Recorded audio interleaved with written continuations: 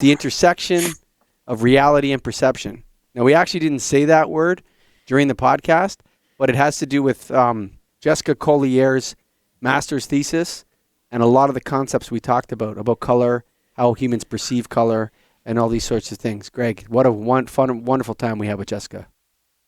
Oh, yeah, it was great. She has a big undertaking that she's tackling right now, but it's an awesome idea, and I love it. I want to see what she can bring. And of course, this episode of the podcast, something this advanced, this high level about lighting, Greg. This can only be sponsored by one company, buddy, Kurtzon Lighting. Go to KURTZON.com, baby, KurtzonLighting.com. No, Kurtzon.com for Kurtzon Lighting. But you know, Greg, it is apt that Kurtzon, specification grade, oldest company in the lighting business in the world, is sponsoring this episode. Yeah, they've been around a long time, as you mentioned. The product we're referencing today is a retrofit kit for 2x2 and 2x4 fixtures.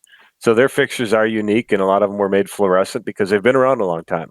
So they have a lot of existing fluorescent fixtures that are Kurtzon brand, and now they have a retrofit kit that fits into that in a 2x2 and 2x4, and they also can fit into all competitors' products. So if you need an LED retrofit kit, Kurtzon's got it for you. In addition to that, they have partnered with Bio for circadian rhythm lighting. They're tackling that right now. That's something we talked about a little bit today on the podcast. But that's an important part too, that they are partnering there with Bio. They're going to be at the LED Specifier Summit in Chicago, November 13th. We're not going to be at that one, but I know that's well attended, and they're a perfect company for that. And they have a website coming out with new products in 2020.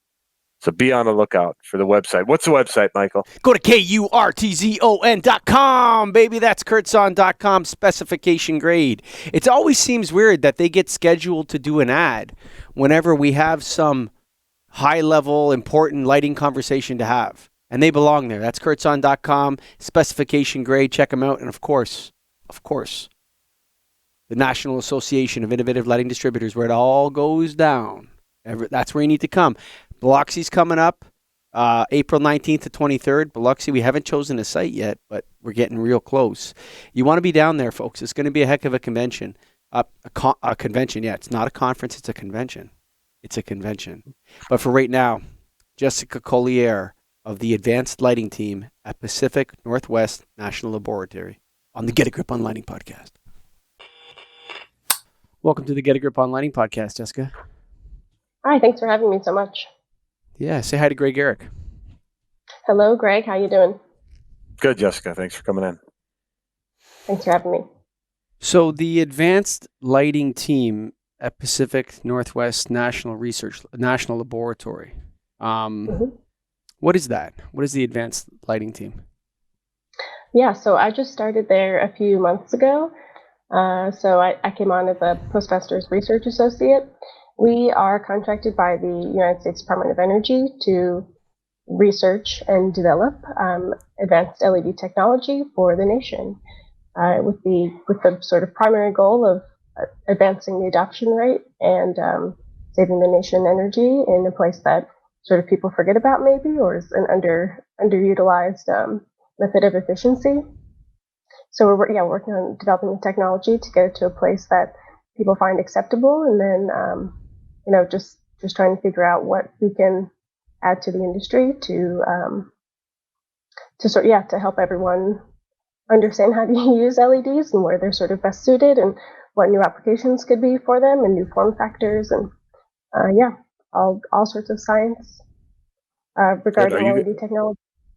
Yeah, are you guys the only lab that the DOE sources or hires to run these tests? For solid state lighting we are. They have other contractors that they use, but we're the only national lab, contracted to do this work. Yep. So you're calling it a lab. So is it an actual, like what I think of a lab is a bunch of scientists pouring chemicals? We're talking lighting here. So tell me how is it a lab? What do you guys do there? Well, the office in Portland, there is no lab necessarily. There's sort of a large testing area. We have some movable ceilings and rooms that we do some of the color experiments in and that sort of stuff as far as a lab goes. But at the headquarters, the real lab in Richland, Washington, there's a lighting metrology lab where we have been measuring like the L prize that was about 10 years ago now, where Philips created a new replacement lamp. There are, I don't know, maybe 50 of them still running, and we sort of take measurements of them every so often. I can't remember what the measurement interval is to see how their color is still performing, what the light output is, and just tracking performance over a long period of time with a large batch of lamps. So most of the days we sit at a desk, but there are some lab opportunities, and there's a lot of other science that happens at the sort of broader PNNL. So many people are in labs. How many years has the Pacific National Laboratory been around? Northwest, sorry. Now you're quizzing me on my history. I started about 7 months ago, so I'm still pretty new. Don't want to give a wrong answer here. No, that's fine. But how about the DOE? Do you know how long they've been part of that, or that they've been? No, when was the advanced lighting team formed? When was the lighting team was formed? Maybe 15 years ago, 20 years ago. Yeah. Huh. Interesting. Mm-hmm. I have a question for you. Do you like your job? I love my job. Yes, I did not know anyone got paid to do this, and I am one of the biggest lighting nerds on the planet. So yeah, to have the it's a big nerd fest today. It is, yeah. I got into this from my master's research, and then said, wow, if people just get to actually read for fun all day and get paid to do it, then yeah, I'm in. So I do love it. Cool. So we sell light bulbs every day, and we try to add value to that by getting people to upgrade to LED. But sometimes we just sell them light bulbs. The actual tagline of my light bulb sales company is the strongest in lighting supply, but the real tagline is we'll tell you what you need, but we'll sell you what you want. This is good. That's good. Yeah. So, but let me ask you this about your master's thesis on perception metrics. Is it TM20 or 30 I'm talking about here, Greg? TM20 or 30? Okay, that's super confusing. Yeah. Yes. So yeah, my master's thesis in a nutshell was for, I was trying to make a sort of system that people who are not ready or not interested in using TM30, or just take it completely aside and say a consumer buying a light source in Home Depot or wherever, you can sort of create, been trying to create a system that you can match a sort of combination of source metrics with words, how the light source will look. So if you're a consumer trying to buy a cozy light source for your living room, you can tell my system that, and it will tell you what light source you need to purchase, or what sort of numbers or metrics you could use to achieve that goal. So it sort of takes the confusing, or you don't need to know the definitions of the metrics or how they work or how they function. You just need to know sort of the visual goals that you want, or even the activities that you would plan to do in that space. And then hopefully the goal is that what I'm creating would tell you exactly what to buy. And you would not have use that? any poor expectations. Yeah, yes. Yeah. One day. Because that's the real difficult part. We had somebody in that talked about the TM30 and what is it, the three characteristics and the different charts and the R1, R2, R3. And Greg's a genius. Greg's a genius, and he doesn't remember it. Yeah. I don't remember. Yeah, No. It's hard. Tell us how. How can we sum that up, or what exactly are you doing to make it easy for people? Well, so realistically, I'm trying to build an app or a website or software that would go into home improvement stores at first. I think that the consumer level is really the ground issue here, the point to my problem. I think that if more manufacturers would adopt the TM30 metrics and people saw them more often, sort of like within the industry, maybe they would become more familiar. So that's a sort of like double-edged sword there. But I think my sort of like first goal is to help the consumer here, because they are totally left in the dark. No pun intended. You get one. Literally. One pun. Yeah, well, we'll see, have literally no information, and sort of I also think that the idea of like the 2-number spec is not sufficient. So how the words or these visual qualities that I'm trying to match up could sort of package all those metrics into a single word or a few words. You could say it's clear, it's relaxing, and it's natural. That's so subject to interpretation, though. So let me ask you a couple questions. So your job first, I'm going to make a comment that you may be undergoing the most complicated job on the planet right now. I'm not kidding. In the lighting industry. Because here's the thing. Yeah. Here's what I think. I think there's two things I've learned like we've done hundreds of shows. Just the Get a Grip on Lighting podcast is one. We do another show called Light Dead. What I've learned from this industry and from talking to scientists and talking to researchers and people over the last 2.5 years is that we actually don't know what light is, and we actually don't know what color is, and we really don't even know how humans perceive it. Yes, all true. All good points. I sort of found this problem and then brought as many people as I could in to look at lights, and really we just have to go on what the majority thinks. Well, you can ask 100 people, 200 people, 500 people, what is this light source clear? Is this light source natural? And these are the things that we're measuring in the performance metrics, but what does it actually mean in when you perceive the light in your own space? So all we can do is use the majority vote at this point to sort of get started. The hope then is that as more people use this tool, you could sort of continuously refine and get feedback on what if people's expectations are meeting the reality after they use this system, and just say, okay, is it working? Is this? We said this light source is clear. Do you think this light source is clear? Other people think this light source is clear. But yeah, it's all subjective, and it's all what do you mean? Yeah. What do you mean by clear? Like, I don't even know what I would say is clear. What does that mean? I think a clear light bulb. But what does clear mean? Yeah, exactly. I would say that your environment is crisp, or you can easily make out the sort of edges of objects. You need to have a semantics expert on your staff. You need to have someone who's a linguist and expert in semantics.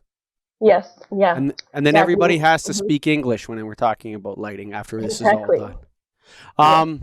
Let me ask you another, throw you another kind of conceptual idea before maybe we dig a little bit into the specifics of what you're doing. You often hear, you ever hear the sales rep line, the excuse of the industry, or I hear this a lot in HVAC, geothermal. I hear it a lot when I talk to people in the geothermal business. I hear it a lot when I talk to people that sell solar panels and stuff like this. And they often complain that humans will never change. The problem with humans is that they won't change. And I actually think that's wrong. I think that's because what you're offering them, the benefits of it are not obvious, right? That's the problem. The problem is with you. It's not with the rest of the naked apes. It's with the naked ape talking about what he's saying, and everyone's like, nah, that doesn't look good to me. That looks like a scam, right? Or whatever, right? I'm not going to do it. But what we do know is that when humans see the obvious benefits of change, they will change extremely rapidly. So the adoption of smartphones is a perfect example of that. The adoption of artificial lighting is a perfect example of that. The use of toilet paper and toilets is an example of that. So humans will change very, very quickly. But it has to be simple and obvious, right? Yes. And those two things are absolutely imperative. Otherwise, we don't get it. And I think that's the fundamental problem. When I was talking to Tony Esposito about this, I said, I love the demonstration you guys did, but it's complicated. And that's, even though when he explained it, I understood it for a minute, and then I left, and then I was like, oh man, what's that, this and that, and the graph and the chart. How do you simplify this outside of the semantics, like from a conceptual point of view? What is it that matters? So I think what matters is the atmosphere, the feeling that you get in your space, the visual qualities. It doesn't matter what the numbers are. And that's sort of part of this, is that some of the light sources available to consumers today still don't have great metrics, great performance metrics by the books, but they have a certain feeling, or they're able to produce a certain environment that you want in your home. So for me, it's just all about connecting simply the thought of, I'm eating dinner with my family, so I plug that in, and I want a light source that will match that feeling. I don't want to have to think about anything in between. And so that hopefully is sort of a connection that I'm trying to make with the light sources. What is this light source suitable for? Yeah. Has anyone studied the relationship from an anthropological perspective of humans to fire? Like, has anyone? Yeah. Because there's something about, like, humans love fire. Like, whenever you ever have a fire, everyone gathers around it. People start talking. They start having very deep conversations about the metaphysics of life and their existential existence. They look up at the stars. They look back at the fire. Kids play with fire. They're fascinated by fire. You get some fire in a kid's hand, and they want to play with it, and they want to, oh, wow, look at this. I got a smoke stick. Woo! Right? They're running around with these burning sticks, and whoa, keep the fire in the fire, kids. Take it easy. Roast some marshmallows, whatever. I think to me, if you want to ask the host of the Get a Grip on Lighting podcast, I think there's something to the color of fire, and it's infrared heat that comes out of it, and that does something to humans. And if we knew what it was, it might help us understand our electric light better. I think that's true. I think also what the fire has that electric lighting doesn't is that it's multi-sensory. You can feel the heat, and you can smell the fire, and you're sort of like in the presence of other people. And then electric lighting feels pretty flat now compared to that experience. The fire moves. Electric lighting is pretty static for the most part. So yeah, I completely agree with you, but I think that it's a whole different beast at the same time, right?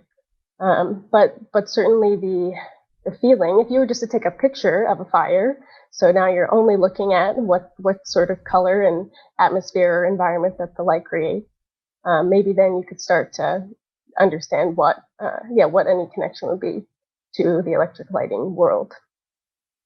Yeah, because there's something to like we're almost like fish in an aquarium of light. And I've said this a few times, right? We swim in light, right? And our light, our aquarium changes. The natural light is one color in the morning. It rises to the noonday. It sets, right? And these are rhythms, right? They're rhythmatic, and they're daily, and they change. And over the course of a year, if you live further north, you have darker times and you do things differently. And then the secondary relationship is to one of fire. And then so that's how we preserve the light and the warmth and the heat. I think if we understood what that relationship is and how it affects I think it's evolutionarily, biologists might study this, or anthropologists, or someone like that. If they could answer those questions, like what is it that about those rhythms and about fire that aided in human evolution, in the development of consciousness, I think we would solve all these problems. Yes. Yeah, I agree. But we still have too many light metrics at the end of the day, right? Yes. And daylight kind of doesn't, or fire does not. It's all about a feeling, I guess, at the end of the day, or this like deeper connection. And I think that you can't get that. I mean, I love numbers, but you can't get that same thing looking at your color temperature and CRI and say, okay, I know exactly what the feeling this light source is going to give me. Or even TM30 metrics. Right. I still think there's a missing link. You wait. You can lighting dork it up in 1 second. I want to ask you one more question on this vein. Okay. So the CRI, the problem I see with the CRI metric is that it's linear, right? It's like right, and then the same thing with the Kelvin scale metric. It's linear. It's like this linear thing, and there's a point on it. To me, there's a 4-dimensional part of lighting. There's a texture. Maybe there's more than that. There's texture. With color, there's a texture to color too. And then, the way, like I'm looking at these black sound panels on the wall, they're not just black, they also have like this texture of grays in them and whatever, right? And so, there's got to be a way to encapsulate that, and you're looking for words, like a word that describes that. Yes. Starting with words. I see all the problems with using words to communicate things. Words mean something different to every single person. Lighting will be perceived differently by every single person. So, yeah, I mean, I started this as my master's thesis work. You just sort of have to dig in somewhere and see where you can go and where it takes you. I don't know if words are the answer. But I think words are better than numbers right now. I agree. But yeah, it's maybe it's a new technology. I hate to say it, I'm against virtual reality, but maybe it's sort of that you need to put yourself in the setting to understand how to purchase a light source. That seems pretty excessive, but maybe that's a way of getting into some of these more sort of. Maybe it's simpler. Maybe it's more of an augmented reality. Maybe it's more of an augmented, right? So like you have your phone and you tap an app and you look through the camera at something and you can go, oh, that's that color, that's that color, that's that color, or that's that light source, that. Like it's more of an augmented rather than a full-blown virtual thing. You just that Pokemon Go thing, where they're like kids are going around or adults are going around in their cars like this. Maybe it's something like that better that would be the way to do it, because people know it. It's like pornography and art. You know it when you see it, right? It's one of those things like can't describe the difference, but it's hard to describe, but you know it when you see it, right? All right, Greg, Eric, bring us back to the lighting dork stuff. Hey, this is in your realm, but the color can be sound too, as we learned at the IES conference, remember? That is true. You can hear the colors, so another thought. But I'll tell you, could have, there was a room full of 400 people, Jessica, and you could have heard a pin drop when he did that. Oh, yeah. Like everyone was completely, this is how green sounds. It's like, whoa. Yeah. Wild. Pretty wild. Well, he had the right audience. Yeah. Yeah, exactly. Yeah. Yeah. So in your work, you keep mentioning performance metrics. So can you define what you consider performance metrics? Sure. Yeah. Well, I think there's so many numbers you can pull out of an SPD of a light source, right? The exact color temperature, the distance it is from the black body, the CRI, fidelity, or gamut, depending on what camp you're in on a given day. Trying to advance TM30 certainly, but people are not giving up CRI. The output, so many more. But I mean, those are sort of the core metrics, and each of them sort of have their own definition, and we often use them singularly, or in sort of the pairs, right? You either sort of spec CCT and CRI, or you now have the two TM30 metrics that sort of work together. But really, the sort of loose definition of asking someone about the fidelity of a light source or the CRI of a light source is how natural does it look. But a lot of other factors that go into making or manufacturing that LED affect how natural the light source looks. And so, go ahead.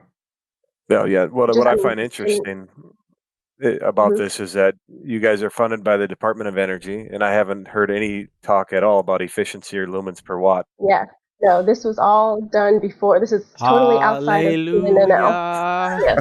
This is just personal work. Hallelujah. This is all done outside of my job. Yes. So this is just started from school, and I've continued it on my own. So no, I personally am not trying to drive energy efficiency here. I guess I am trying to drive LED adoption rates. So yes, that will. A lot of people still are not using LEDs in their homes or don't understand. I put a survey out. What color temperature lamps do you use in your home? Knowing that I would not get any real answers, but that sort of is the only thing that people have to purchase a lamp right now. You go off the CRI and the CCT. That's what's on the box. and nobody knows what they have. So how does that work? And maybe it's not a big deal to a lot of people, sort of screw in whatever and move on with their day. But I just think it could be better.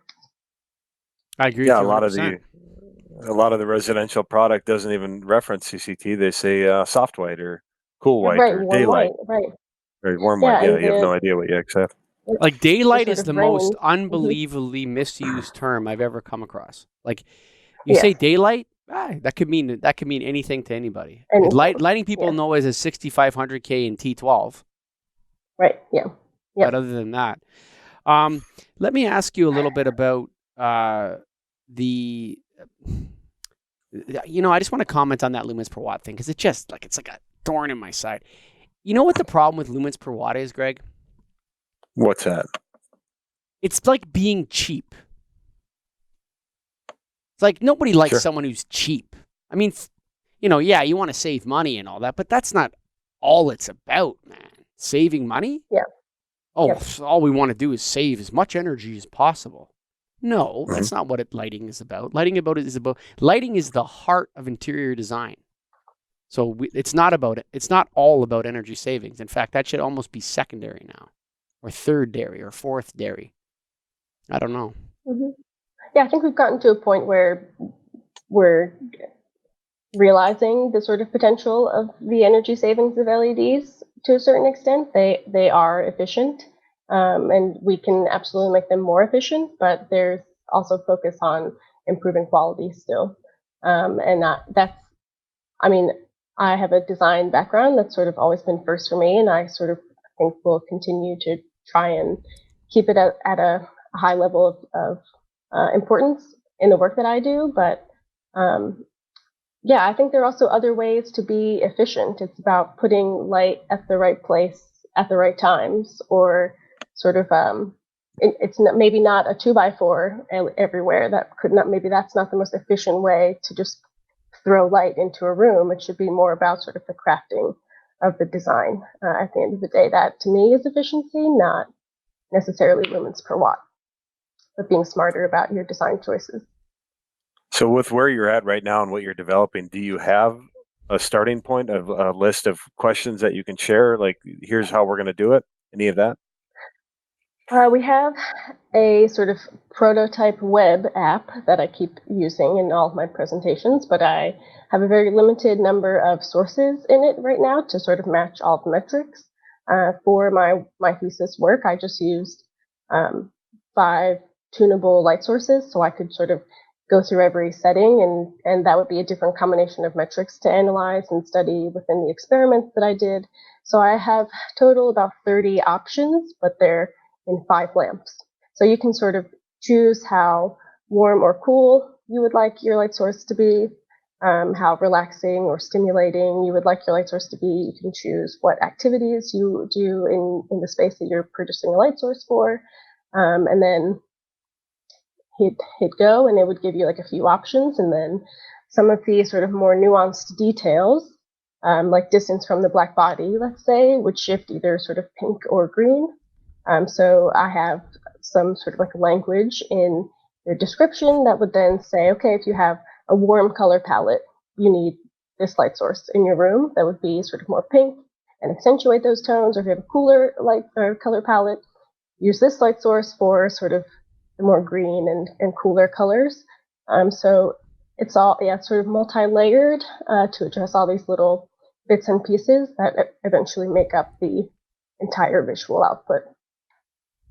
Will you ever be able to standardize this, or is it going to all depend on the type of fixture? Because I'm going to select all this stuff, and then you're going to say, here's your fixture, or here's your source. You say source or fixture or part, or what is it? I would say, for now, I would say source, it would be an LED replacement lamp. Okay. I guess as things sort of move towards more integral modules for the home, which are starting to happen, those could be involved too. Right now, I only have normal E26 base types, but that could also be expanded. It's just still sort of in the conceptual phase, and then also need to do a lot more rounds of experiments to really nail down the sort of brackets that the metrics fall into. and figure out exactly how robust those categories are. So are you doing this? You're doing this solely on your own? Is this for fun? Yes. Well, I mean, fun. Yeah. I mean, yeah. Yes. So I graduated a year ago and have sort of just been slowly ticking away at it since then, and have had Just the opportunity. graduated and already you're a guest on the Get a Grip on Lighting podcast. I know. Wow, you really made it. Amazing. But yeah, I've had the opportunity to sort of share the idea here at a couple other venues. So I've gotten some nice good feedback and ways to move forward, and they all seem interesting. So I just keep going. Yeah. Well, I want to ask you about the Thesis prize that you were awarded, the Richard Kelly grant for this work. Is that what's? Tell me about IES, Yes. obviously Illuminating Engineering Society of New York City Thesis prize. So people were like, in the lighting community, were like, "Wow, this is good stuff." How did you win that? So Did you submit Parsons to something? No, Parsons, the new school for design in New York City, presents that award every year on behalf of the IES New York City. So they're of the 3 thesis studios, there's someone chosen to sort of represent the IES NYC. So I was awarded that prize and got to give a presentation to sort of IES NYC members. And then also, because I won that, I was able to present at last year's IES annual conference as a paper presentation, which was very helpful in how I got my job now. And then, so then I just applied. I did have to apply for the Richard Kelly grant, and that was just awarded at the beginning of August. So that grant is hopefully to help me continue this work with some funding, and have some funding opportunities to do the next round of experiments, put some more time into this.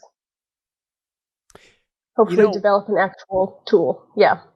You know what when I'm sitting here thinking to myself, I'm rolling my head back like, why there needs to be government money for this is unbelievable to me. Like if I was an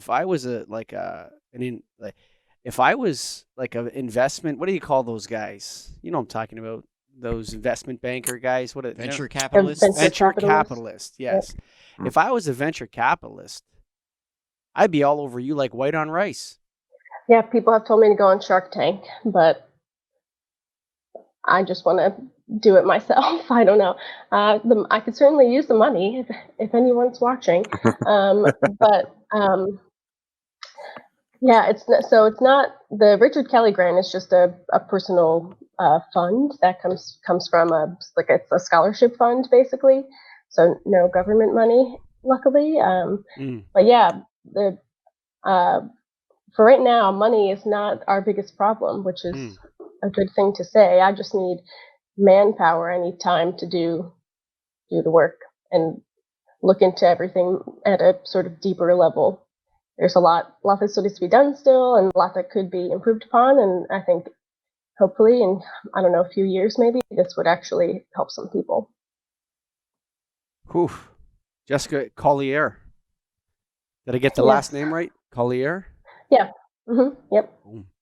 Thank you for being a guest on the Get a Grip on Lighting podcast. You're now a friend of the show, official friend of the show. Thanks for having me. Our pleasure. Thanks. KURTZON.com, Greggy! Kurtzon.com! That's right. And today we are talking about their 2x2 and 2x4 LED retrofit Their specification grade 2x2 and 2x4 LED retrofit. That's right. They fit in all of their existing fluorescent fixtures at our specification grade. And in addition, they fit in all competitors. Ooh. So if you need an LED retrofit kit and you want to go with a company that you can trust, that's been around for over 100 years and will be around for the next 100, Kurtzon's the one. They also have partnered with Bio for circadian rhythm lighting. They're going to be at the LED Specifier Summit in Chicago on November 13th. They're based in Chicago, so that makes it convenient. And they have a new website coming out with new products in 2020, so be ready for that. Andrew Koch running that show at kurtzon.com. That's KURTZON.com. Thank you, Andrew, for your specification grade contribution to this industry. This is what we need right now. We're going to refocus this thing. We're going to focus back on quality of light. We're going to focus back on the experience of the person under the light. Lumens per watt, El Cheapo. El Cheapos are out. Get the bean counters out of here. No more bean counters. We want to have quality light for people. We want quality light sources. So you got to go to kurtzon.com for that. KURTZON.com, baby. Kurtzon.com. And of course, the National Association of Innovative Lighting Distributors. That's right. We're setting up a government relations committee down at the National Association of Innovative Lighting Distributors, and we need more members. We got to get a voice to the place that funds the Advanced Lighting Research Team at Pacific Northwest National Laboratory, the Department of Energy. So we want to send them a couple letters and tell them what we think from the trenches, the lighting industry. Hopefully they care. We don't know yet, but we won't know until we tell them. Ain't that right, Greg Eric? That's right. We're getting close, and we're going to bring it for sure. For sure. Greg, Jessica, what a wonderful time we had with her. Yeah, it was great. I'm excited for what she's developing and look forward to seeing where it will go in the future. Hopefully somewhere. Yeah, you know what's interesting is that she might be tackling the most difficult problem in the world. Converting lighting nerd jargon into real language that makes sense for people. I think it's more like this. Creating sense or to something that is imperceptible or we don't understand yet. Like bringing like she's landed on the shores of a jungle and she has her machete out and she's whacking away trying to find her way to the place. It's a tough job, but if she pulls it off, man, that's a Nobel Prize for in my books, man. Yeah. Come on, man. We're creatures of the light. We are creatures of the light. We are stardust. We are golden. We are billion-year-old carbon. Come on, man. Crosby, Stills, and Nash, and Young. No, that's not Crosby, Stills, Nash, and Young. No. What's her name? The Yeah, Canadian it is. girl. What's the Canadian girl's name, Scotty, that sung that song? It's not Crosby, Stills. They covered it. Oh, they covered it. That's a cover. Yeah. Okay. Joni. Good old Joni Joni Mitchell. Pave Oh, sure, Paradise, put up a parking lot. That's a Joni Mitchell song. That's the first time I've ever got you on Who Wrote a Song. Oh, you have got me. Who And you else? got it recorded. Delete that. Oh, was that's the Crosby, Stills, first Nash. Yeah. time. That's Dang the it. first time. I've been wrong every other time, except for that time. You won That's- that one? I'm going to look it up. Oh, you look that Go up, ahead. bud. You go ahead and look that up. That's at least a Heineken. At least a Heineken up my sleeve now, bro. I think that might be a sure. full-blown dinner. Folks, I don't know what we're doing right now, but we thank you for listening. And we enjoy doing this, and we're glad that it's popular. And what a wonderful thing that Jessica's actually listening to the show. I can't believe that, dude. That's so humbling. The song's called Woodstock. It's not the parking lot song that you mentioned. No, but I Joni just said Mitchell the girl did write that it. sung that song, okay. Joni Mitchell, Fine. wrote Woodstock. 100% right. You win But- once. But isn't that humbling? That, me? You know, yeah, that Jessica, yes, to you for the song, but also that Yes. I can't believe like people like Jessica Collier listen to our show, man. That's super awesome. I can't believe that. Yeah, That's it's so great. wonderful. For sure. So thank you, Jessica, for listening and especially for coming on and sharing your knowledge with us. We really, really appreciate it. So, but for right now, we're out. We're gone. See you later, folks.